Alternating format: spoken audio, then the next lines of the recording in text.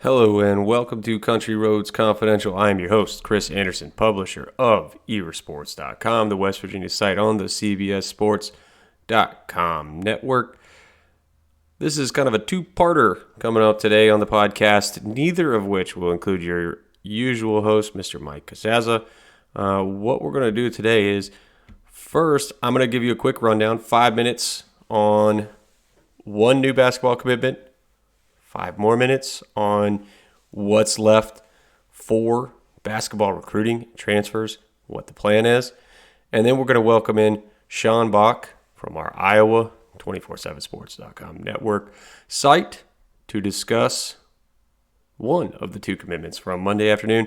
Point guard Joe Toussaint. He is going to give us a different perspective, one that I know Mike and I kind of detailed what kind of player we thought he was, what we saw from him, what we think his potential fit is at West Virginia.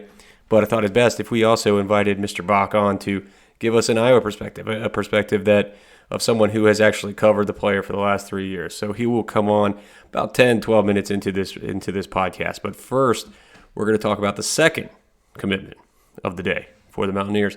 That was Harcum College big man Mohamed Wagyu. He is somebody that's been on the radar for honestly quite some time. West Virginia originally saw him all the way back in 2018, 2019. Assistant coach Ron Everhart was up scouting at Scotland Prep in Pennsylvania. He was scouting Clarence Nadolny, who came down to a decision between West Virginia and Texas Tech, ended up with the Red Raiders. But during that scouting trip, they kind of got eyes on this big man, this 6'9", 6'10" big man, real scrawny. Weren't sure if he was ready. He had a UMass offer, some interest from a couple other schools, but wasn't quite at West Virginia's level at that time. Ended up going to Harcum College, where he really built up his body and turned into quite the force this season.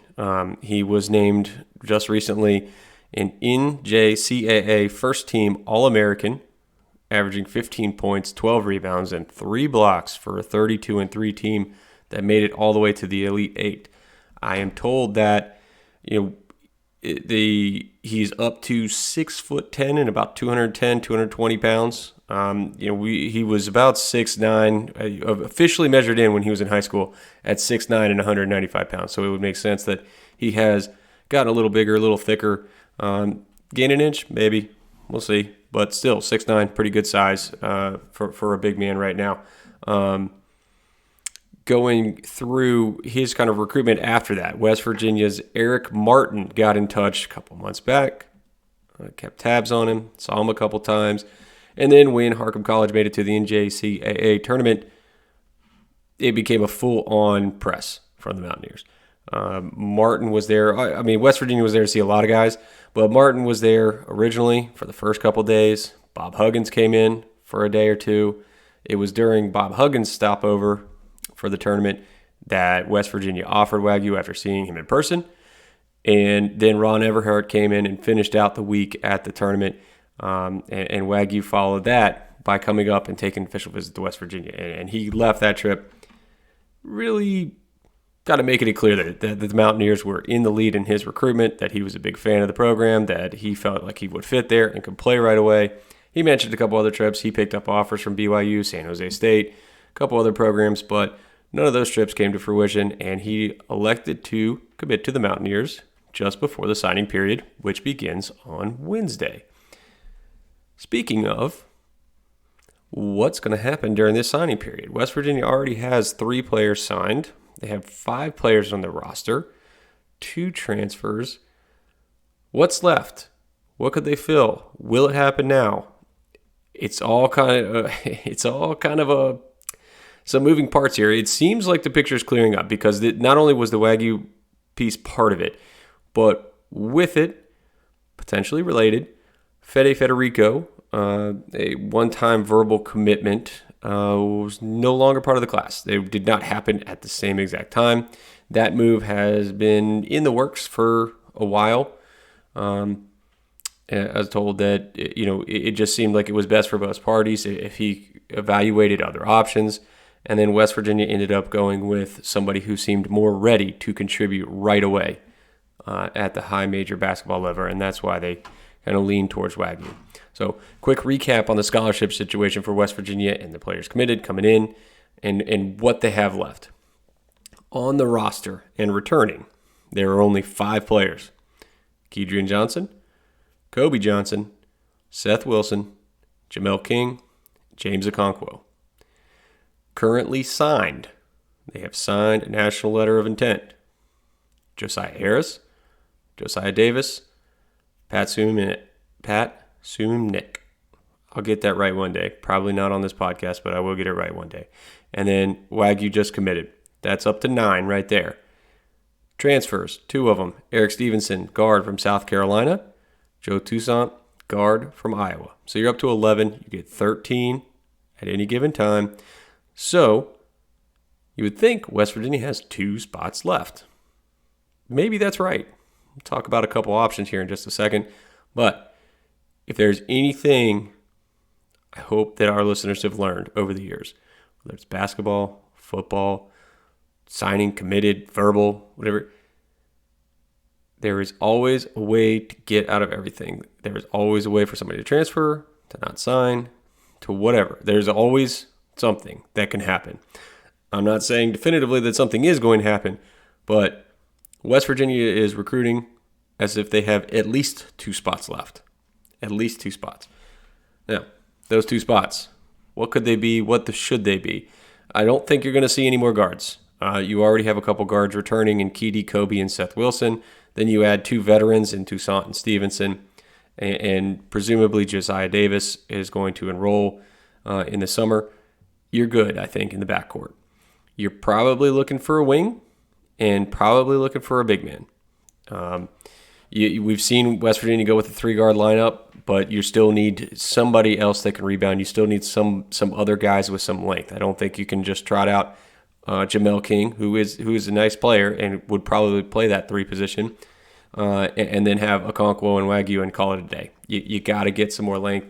So I think you're going to look at some big guys, and that's what's been popping up when we beat the bushes on who's going to come visit West Virginia. And there's 2 that are lined up right now to come up and visit West Virginia in the next couple of weeks. I've been told that it will most likely be the same weekend as the spring football game. Obviously give them a little bit of an atmosphere, get them up there so they can show them a football game, spend some time with the players, all that good stuff. But one of the ones on that list, and this was the date that he told me as well when we interviewed him recently, was Jimmy Bell from Moberly Area College. Big guy from Michigan, former offensive tackle actually, but outgrew it. He is now 6'10" and 260, 280. The weight thing I think is something that a lot of coaches really wanted to see. That's part of the reason why West Virginia wanted to see him at that NJCAA tournament. He and his team were also there because my understanding was he was 300 plus at some point, and that's probably not a playable weight even at 6'10". So he has trimmed down some, and West Virginia is very interested. He claimed an offer recently and says he'll be visiting on April 23rd, 24th weekend. Another player to watch out for. And this is a big one. This is one that I think a lot of schools will probably be pushing for, and that is, and so many names I'm going to screw up on this podcast, but Norchad Omier from Arkansas State, originally from Nicaragua, went to prep school in South Florida, had a very good first year with the Red Wolves in 2020-21, averaged 12 and 12, won, I believe, freshman of the year in his conference, but that year didn't even count because of the pandemic, so he was still a freshman again this season, where he averaged 18 and 12. Also, very active defensively, 2 blocks, 1.5 steals. So he kind of does all that stuff that old Bob Huggins loves to see from his big men. And this is kind of the type of player that I said West Virginia really needed. They needed somebody who could be a double-double machine. They need somebody who can score close to the basket. They need somebody who can consistently grab rebounds at all times. And he would seem to fit that bill. And he is planning on coming up for a visit this month. You add those 2, you're up to 13 scholarship players. Is that it? I wouldn't say definitively that that's it, but it could be. That would be 13. Fill your 13 spots. You got your wing, you got your big, you got some shooting, you got your veteran guards from the transfer market, and I think West Virginia has to be feeling pretty good with that haul. If that is how they finish out with Jimmy Bell, Norchad Omier, I think West Virginia would feel pretty good about what they did right there, especially if they're still poking around on another transfer to kind of add to the rotation. But whether that happens remains to be seen, and if it does, Mike and I will hop back on a podcast and discuss it. I can guarantee you that. For now, though, I'm going to wrap up this portion of the podcast. We'll take a quick break for a commercial and come back with Sean Bock from our Iowa site to discuss Joe Toussaint.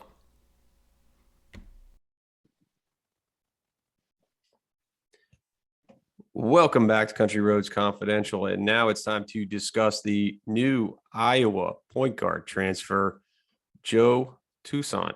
And to help me get a new perspective on this, I am welcoming Sean Bock of our Iowa site on the 247sports.com network, Hawkeye Insider. Sean, how are you today?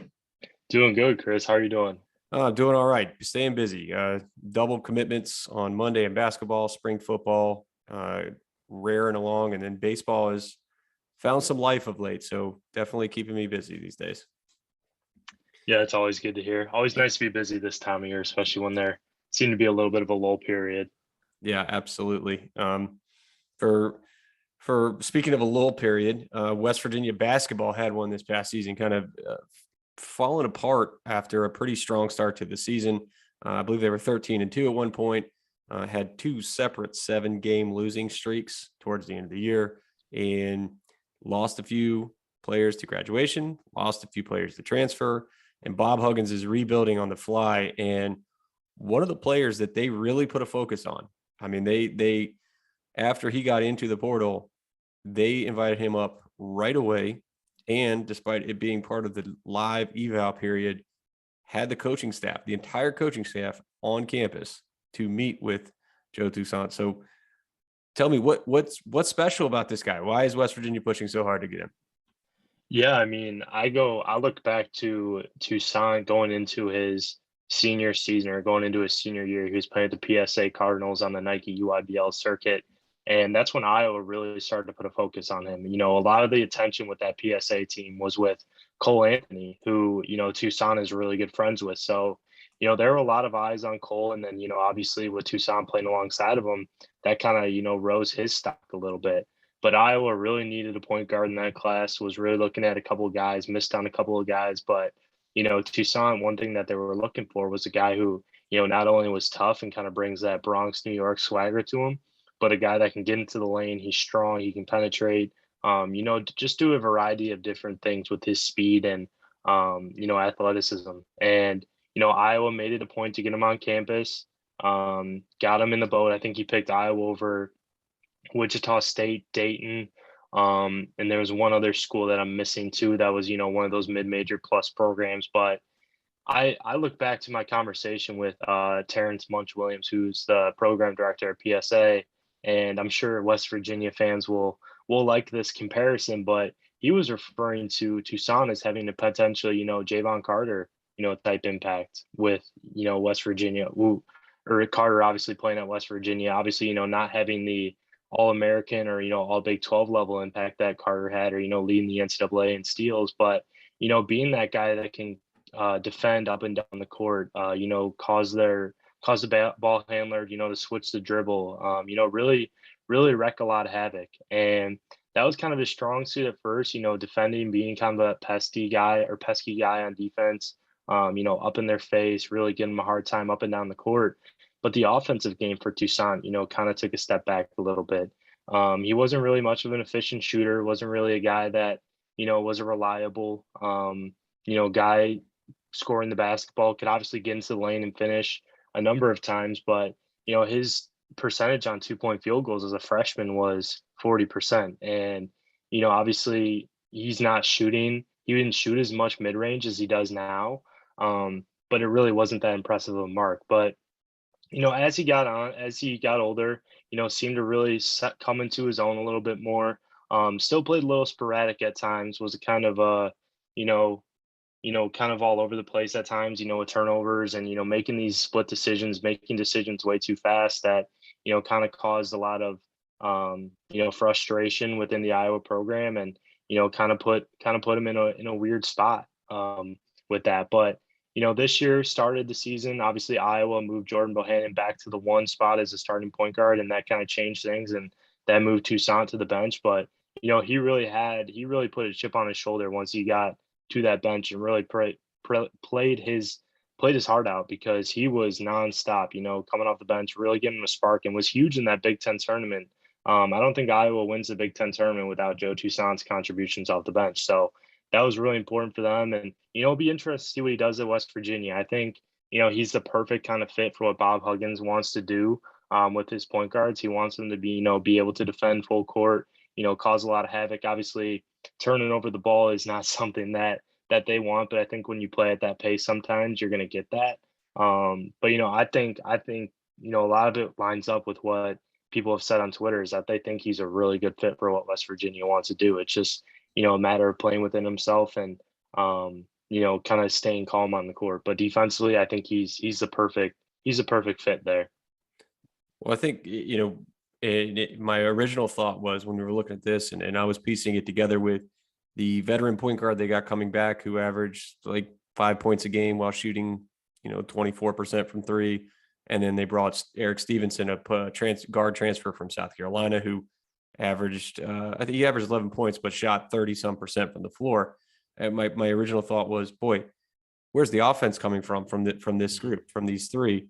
But part of the issue with West Virginia these past 2 years, actually, they still ended up making it to the tournament and playing pretty well. Not this past year, but the year before. But they couldn't stop the point guards couldn't stop anybody, couldn't keep anybody in front of them. As Bob Huggins, his most famous line, I suppose, or at least his most famous post game line, is talking about guys getting, quote, straight line drived, and he was looking for guards that could keep opposing ball handlers from getting a straight line drive to the basket. So you're telling me that Toussaint could be that guy that could keep other players from doing that? Yeah, I believe so. When he plays with his feet, I know that's kind of a cliche with basketball, but and it's pretty simple to say, you learn that right from the beginning. But when he plays with his feet, he is a much better defender. And I think that's just more, being comfortable with that and trusting his athleticism and his lateral ability, because, not only is he quick and he's, moves well side to side, but he is strong. If you've seen pictures of him, you can see, the upper body that he has, the chest that he has, the arms that he has, because he is pretty well put together in that regard. Obviously, not as tall as maybe some of the other guards, but he is really well put together, and he's tough too. He's from the Bronx, obviously played with PSA, so he's kind of got that chip on his shoulder that you want in that guard, and he's willing to play defense. And I feel like Huggins is a coach that obviously pushes that, and like you said before, the straight line. I think Toussaint will be able to really fit in well defensively. Offensively, I think that's where there's going to be some question marks. He's an improved offensive player, I'd say, but at times he still tends to get a little sporadic with turning the ball over and making certain decisions. But I think from a defensive perspective, he's exactly what you want. All right, then let's talk offense then, because again, that's a little bit of a concern. And as I was trying to figure out how and why and how this all works, how are they going to score with the guards they have? I went back and looked and saw that Toussaint was his high school's all-time leading scorer. Now, I don't know how many good players have come from his high school, but that's still saying something. And he averaged 23 points per game as a senior, again, playing in New York City. So I assume that he is playing against at least some caliber of competition there. Did you see any flashes of that in Iowa? Yeah, there were moments where you could see him get a couple buckets in a row. Obviously, with the type of talent that Iowa's had in the last couple of years with Luka Garza, Keegan Murray, Joe Wieskamp, Jordan Bohannon, C.J. Frederick, those guys. Toussaint's not gonna be relied on to score, but when he gets into the lane and he gets downhill, that's when he's most effective. Not only as a scorer, but as a guy that can find the open guy in the perimeter, dump it off to a big man cutting into the lane, kind of playing some pick and roll ball too, as the ball hand is the main ball handler. So, I mean, I don't think you want to rely on him to be a scorer, but I do think you want him as a guy that can get into the lane and, like I said, cause penetration. He's gotten better at finishing at the rim. And like I said before, there have been a couple moments where he's gone on his own 6-0, 8-0 runs. I think there were maybe like 3 or 4 times during his career, if I recall correctly, that's happened, where you're kind of like, okay, like Joe just went on like a huge run by himself, not only scoring the ball, but also dishing it too. So, I think offensively, I think it can work. He looked a little more confident with his 3-point shot this year, and, also took, a number of mid-range shots that looked pretty solid. I think his 2-point percentage is up to 48% now, from what it was as a freshman, which is 39%. So that's really encouraging. But when you talk about scoring, I don't think you want to rely on him to be your go-to guy. But I think getting into the lane and if you put guys around him that can shoot it or finish down low, I think he's gonna be able to find those guys and really really play well within them. All right, so West Virginia only needs to find about 4 or 5 more transfers, and we're good. Is that what you're telling me? I mean, I guess sounds about right. Let's finish on this with Toussaint. Was this transfer a surprise? Speaking of, like everybody has that level of transfer. Like, yeah, duh, of course you're transferring. You're not playing that much. It makes sense. Oh, and then to the holy cow, I can't believe this is happening. Where was this on the scale, and did you kind of see this coming? It kind of depends who you talk to. There was a lot of speculation that one of the point guards on the team was going to transfer, whether that be Joe Toussaint or Aaron Eulis. I think Toussaint, maybe because he lost his starting job twice during his career. I think that had part to do with it. I mean, they say twice, but I think it's more of this year is when he lost the job. So I think it was either gonna be him or Aaron Eulis, who is a really promising rising sophomore or rising junior that they have in the program. And they have a guy coming in too, and Desante Bowen, who is one of the more sought after recruits that Iowa's had in the Fran McCaffrey era at that true point guard spot. I don't think he's ready to play major minutes right away, but I know the staff is really high on him. So, I think it was coming. It was just a matter of which point guard it was. And I think, a lot of people that I talked to after the transfer, a lot of people around the program saw this coming for a while. So I think that's kind of I thought at first it was either Eulis or Toussaint, but after talking to people, it seemed like there was a lot of buzz that this was in the works for a while. But I think this goes to show too, if it was in the works for a while, or assuming it was planned for Toussaint for quite some time, he gave his all to this Iowa team down the stretch, even when he wasn't playing or playing as much or off the bench. So I think that kind of tells you what you need to know about his want to be great and his want to really impact the team, because he was really doing a lot of good things off the bench even when he was benched. And that's hard to do, especially when you're a multi-year starter or a multi-year guy in a college program, to come off the bench and bring those contributions even when you're not playing as much. All right, Sean. Well, I appreciate you hopping on to talk about the newest Mountaineer point guard. And it really, like I said, Mike and I talked about him a little bit yesterday, but you really added a lot there, and I really appreciate you hopping on. Can you tell our listeners where they can find your work? Yeah. We're at HawkeyeInsider.com, the Iowa side and the 24/7 Sports Network, and then my Twitter is at sbock247. All right. Well, thanks for coming on, Sean, and everybody. Thanks for listening. Mike and I will be back on the pod on Wednesday morning with some more spring football updates, maybe some more basketball transfer news. Who knows with the way things are going. Until next time, I'm Chris Anderson.